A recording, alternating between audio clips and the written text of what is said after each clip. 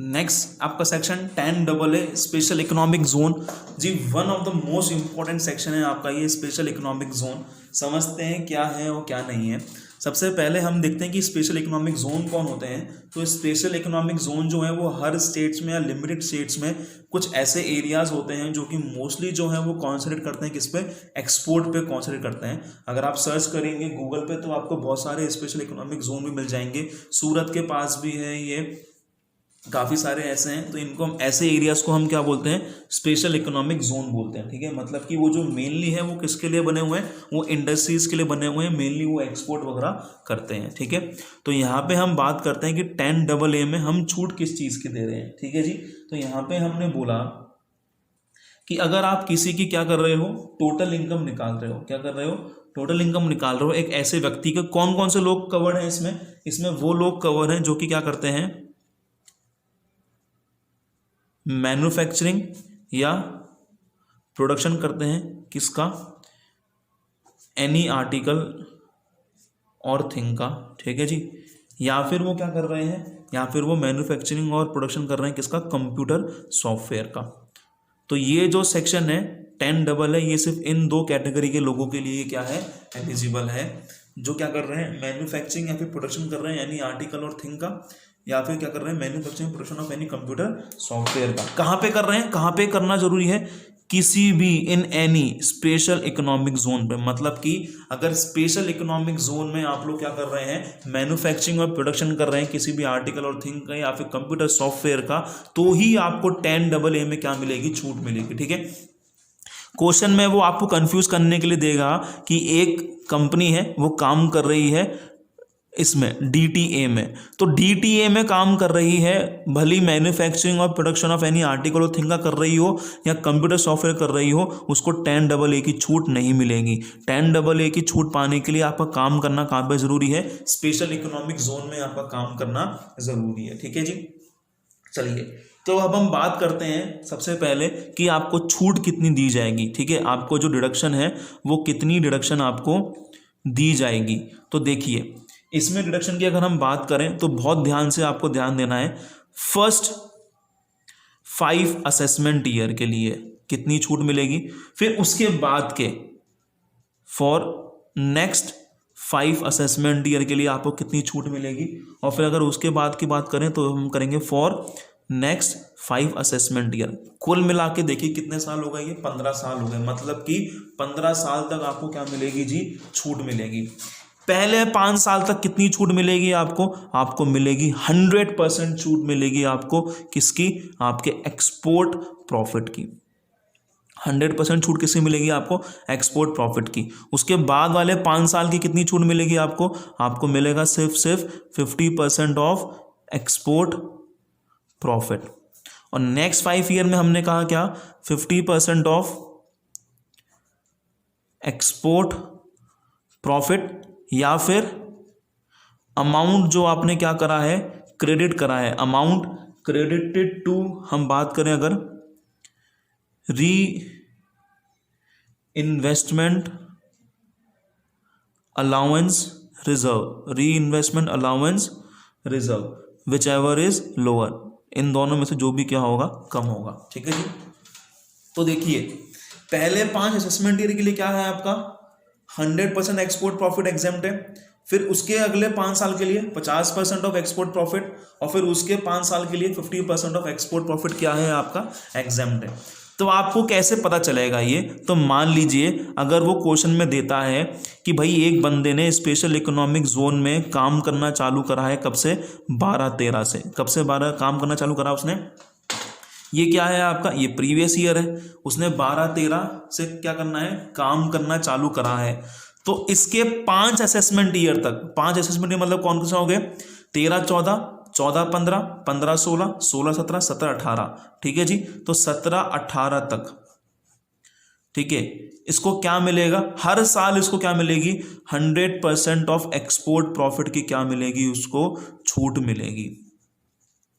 ठीक है जी, फिर 18-19, 19-20, 20-21, 21-22, 22-23, तो 22-23 तक इसे कितना छूट मिलेगा, 50% ऑफ एक्सपोर्ट प्रॉफिट जो है वो क्या मिलेंगे, इसको छूट मिलेंगे। ठीक है, तो ऐसे आपको क्या करना है, चीज़ों को समझना है। ठीक है, चलिए अभी आप बस ये याद रखें कि फर्स्ट 5 ईयर तक 100% एक्सपोर्ट प्रॉफिट, उसके बाद 50% और उसके बाद 50% ऑफ एक्सपोर्ट प्रॉफिट या फिर amount credited to reinvestment allowance reserve, इन दोनों में से जो भी क्या होगा कम होगा उतनी हम आपको क्या देंगे, छूट देंगे। यहाँ पे जो प्रश्न उठता है मोटा मोटा वो किसको लेके है कि एक्सपोर्ट प्रॉफिट का मतलब क्या है। ठीक है, तो एक्सपोर्ट प्रॉफिट का मतलब देखें यहाँ बहुत सिंपल सा है। एक्सपोर्ट प्रॉफिट का मतलब क्या है, तो एक्सपोर्ट प्रॉफिट के लिए हमने कहा भाई पीजीबीपी, जितना भी प्रॉफिट और गेन आपको हो रहा है बिजनेस एंड प्रोफेशन से, किससे, उस यूनिट से जो कि कहां पर है, located in special economic zone. ठीक है जी, PGBP of unit located in special economic zone into क्या, एक्सपोर्ट टर्नओवर, इनटू क्या, एक्सपोर्ट टर्नओवर, मतलब ऐसी टर्नओवर जो आपने क्या करी है, बाहर करी है फॉरेन कंट्रीज में। Export turnover by unit, export turnover by unit located in SEZ divided by total turnover by unit located in SEZ। Total turnover में एक्सपोर्ट टर्नओवर भी इंक्लूड हो जाती है। ठीक है जी, तो देखिए आपकी टर्नओवर जो होगी वो दो तरीके से होगी, एक तो वो टर्नओवर जो हम लोकल मार्केट में कर रहे हैं और एक वो जो हम क्या कर रहे हैं, बाहर फॉरेन कंट्री में बेच रहे हैं। तो जिस SEZ के लिए आप ये एग्जामिनेशन निकाल रहे हो, तो सिर्फ उसी SEZ के द्वारा कमाया गया प्रॉफिट इनटू उसी SEZ के द्वारा करी गई एक्सपोर्ट टर्नओवर और उसी SEZ के द्वारा करी गई पूरी टर्नओवर। ठीक है, तो अगर आप इसको करेंगे तो ये क्या आ जाएगा, आपका एक्सपोर्ट प्रॉफिट आपका आ जाएगा। ठीक है जी, चलिए यहाँ पे एक 3 चीजें हैं जो आप ध्यान रखेंगे। मान लीजिए क्या, जब मैं यहां से इंडिया से ठीक है माल भेज रहा हूं, कहाँ पे, फॉरेन कंट्री में, मैं क्या कर रहा हूं, बाहर फॉरेन कंट्री में माल भेजता हूं, तो मैंने कहा मेरे माल की जो सेल वैल्यू है वो कितनी है, वो है मान लीजिए 100 लाख रुपए। फिर इसमें मैंने कहा कि यार मेरे फ्लाइट का खर्चा भी हो गया। ठीक है, ये किसने करा खर्चा, फ्लाइट का मैंने करा। रास्ते में इंश्योरेंस का खर्चा भी किसने करा, मैंने करा। ठीक है, और जो भी टेली कम्युनिकेशन चार्जेस हैं वो भी किसने पे करे, मैंने पे करे।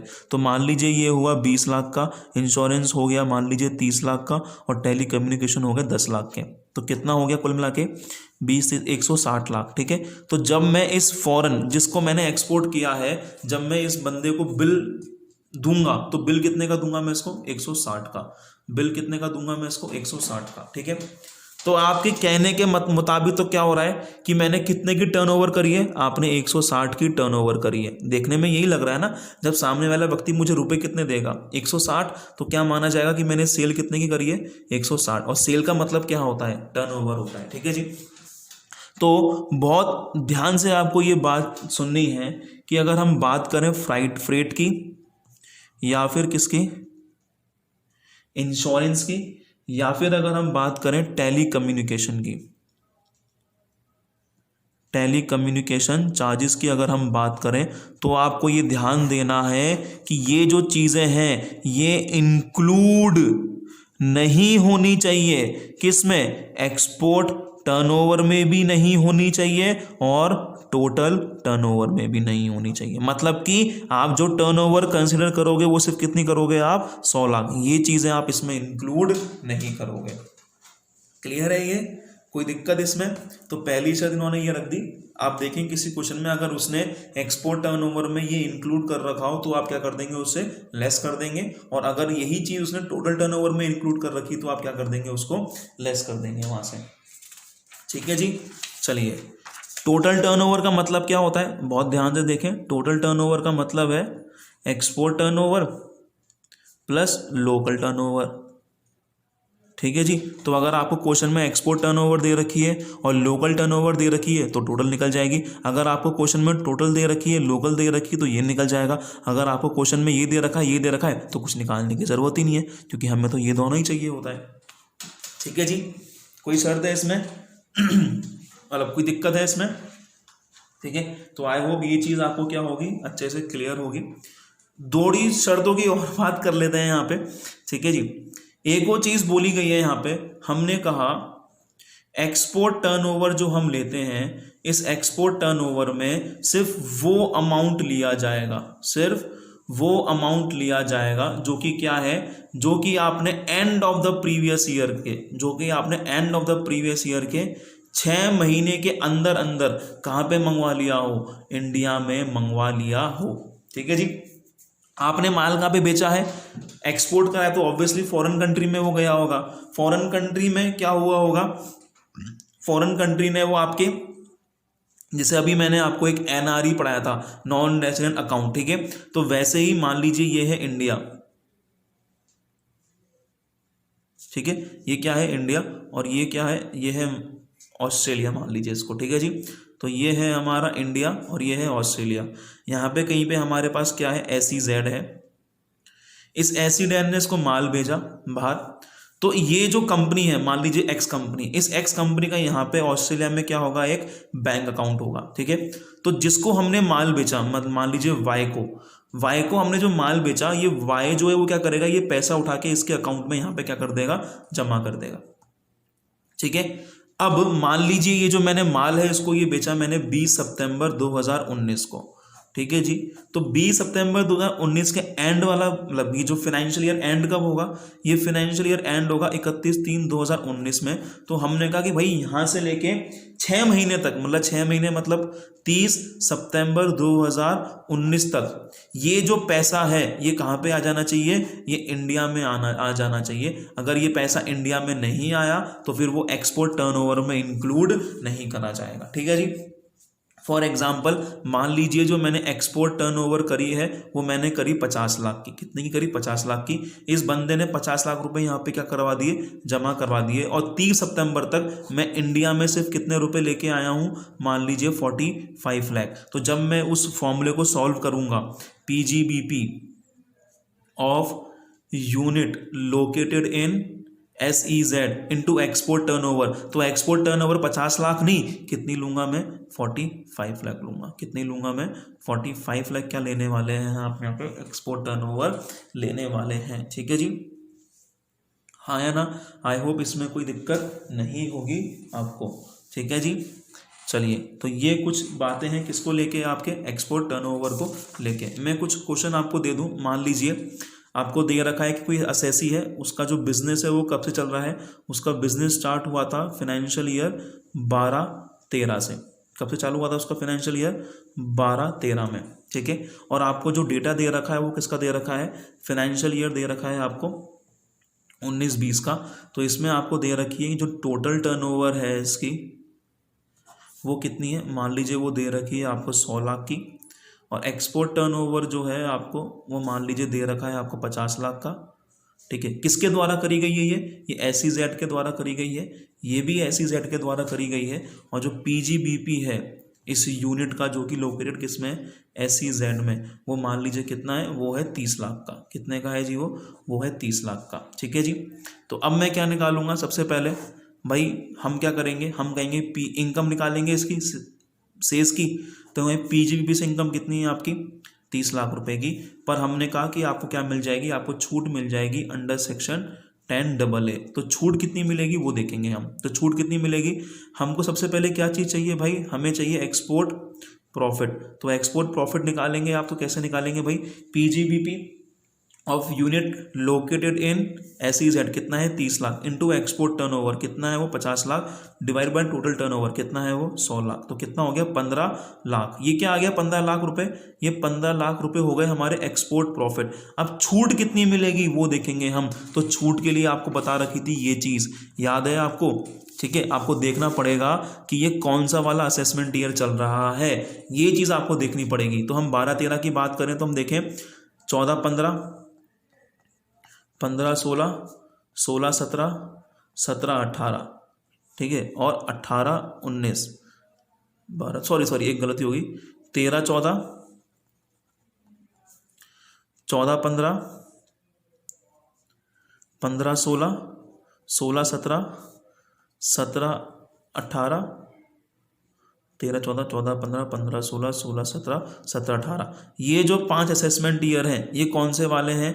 ये हैं फर्स्ट असेसमेंट ईयर हो गई है, ठीक है जी, फर्स्ट 5 असेसमेंट ईयर हो गई है।